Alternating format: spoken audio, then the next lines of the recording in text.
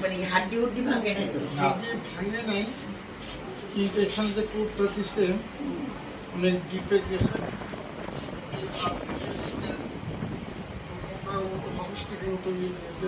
খুব প্রবলেম বুঝতে পারলাম আমার মতো এরকম কথাই মানে কথা হলো না।